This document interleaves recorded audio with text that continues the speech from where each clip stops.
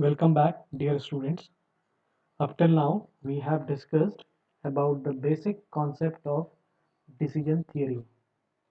We also discussed about the four different decision-making environments that include number one, the decision-making under certainty. Number two, decision-making under uncertainty. Number three, decision-making under risk. And number four, decision-making under conflict.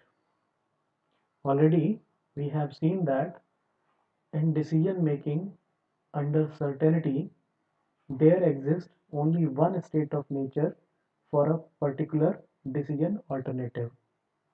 That means the decision maker knows with certainty that if she chooses a particular alternative, what is going to be the outcome or state of nature associated with that alternative. Whereas when the decision maker is taking decision under the condition of uncertainty, there exists more than one state of nature for each decision alternative, and the decision maker lacks sufficient information about the chance or probabilities of a particular event or outcome or state of nature taking place. And we have seen that under such a situation, the decision maker uses five different criteria, and those criteria included criteria of pessimism, criteria of optimism, minimax regret criteria, the Hurwitz criteria, and Laplace criteria.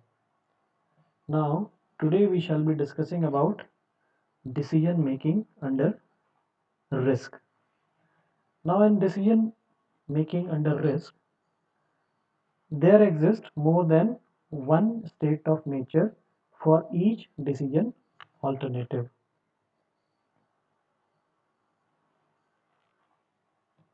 And the decision maker has sufficient information about the probabilities or chance of each state of nature taking place. That means the decision maker knows what is the probability of the state of nature associated with each decision alternative. Now, for decision making under risk, we generally use expected monetary value criteria or EMV criteria or expected opportunity loss criteria.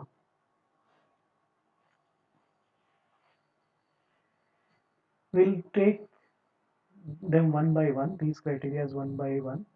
First of all, let us discuss about expected monetary value or EMV criteria.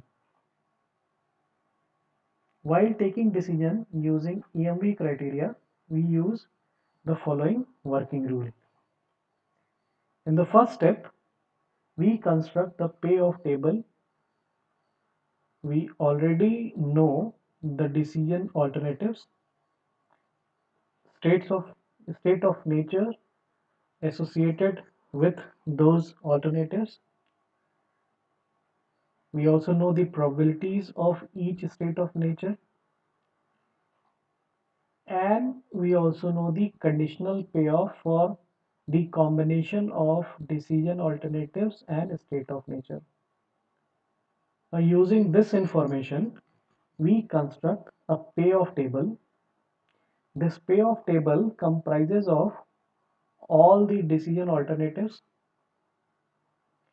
the different states of nature associated with each alternative, the payoff corresponding to the combination of alternatives and states of nature, and we also enter the probabilities associated with each state of nature in this payoff table. Now, in the second step, we calculate EMV expected monetary value for each alternative. Now what is this EMV? This EMV is the sum of product of payoffs and the probabilities of the states of nature.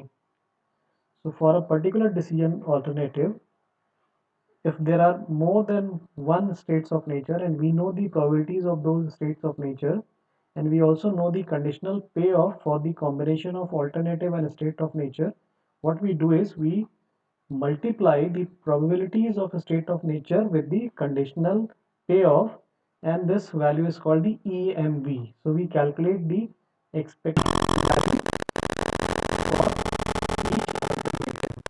Now in the third step, we select the alternative corresponding to the highest EMV if we are dealing with profit related problems, and we select the lowest EMV, or in other words the expected loss value. Rather we can say that we select the alternative corresponding to the lowest EMV, that is expected monetary value, or here in this case it should be expected cost value if we are dealing with cost or loss related problem. So this was about the basic concept of the decision making under risk and the working rule of expected monetary value criteria. In the next videos, we shall solve some numerical examples based on expected monetary value criteria. Thank you.